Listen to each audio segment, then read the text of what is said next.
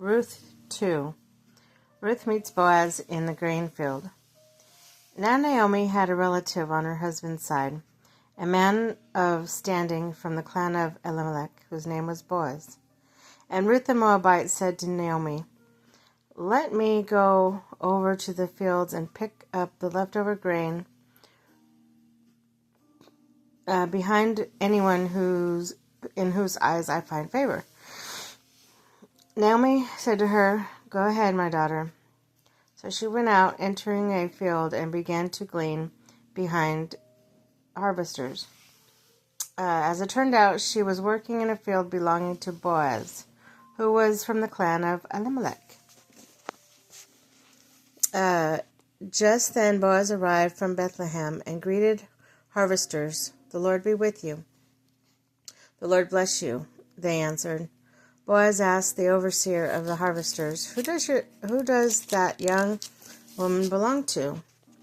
The overseer replied, "She is the Moabite who came back from Moab with Naomi."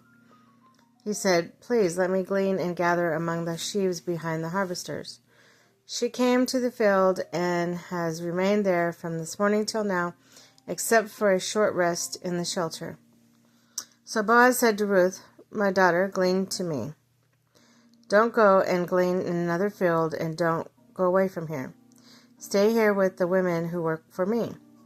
Watch the field where the men are harvesting, and follow along after the women. I have told the men not to lay a hand on you, and whenever you go thirsty, go and get a drink from the water jars the men have filled." At this she bowed down with her face to the ground. She asked him, "Why have I found so much favor in your eyes that you notice me, a foreigner?"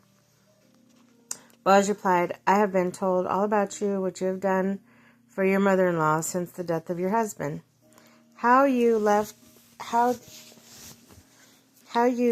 your father and mother in your homeland and came to live with a people you did not know before.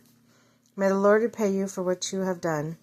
May you be richly rewarded by the Lord, the God of Israel, under whose wing you have taken refuge. May I continue to find favor in your eyes, my Lord," she said. "You have put me at ease by speaking kindly to your servant, though I do not have the standing of one of your servants." At mealtime, Boaz said to her, "Come over here, have some bread and dip in the wine vinegar." When she sat down with the harvesters, he offered her some roast grain. She ate all she wanted and had some left over. As she got up to glean, Boaz gave orders to his men. "Let her gather among the sheaves and don't reprimand her. Even pull out some stalks for her from the bundles and leave them for her to pick up, and don't rebuke her." So Ruth gleaned in the field until evening, and then she threshed the barley she had gathered, and it amounted to about an ephah. She carried it back to town, and her mother-in-law saw how much she gathered. Ruth also brought out and gave her what she had left over after she had eaten enough. Her mother-in-law asked her, "Where did you glean today? Where did you work? Blessed be the man who took notice of you." Then Ruth told her mother-in-law about the one whose place she had been working. "The name of the man I worked today with is Boaz," she answered. "Bless him, the Lord bless him," Naomi said to her daughter-in-law. "He has not stopped showing his kindness to the living and the dead." She added, "That man is our close relative. He is one of our guardian redeemers." Then Ruth the Moabite said, "He even said to me, 'Stay with my workers until they finished harvesting all my grain.'"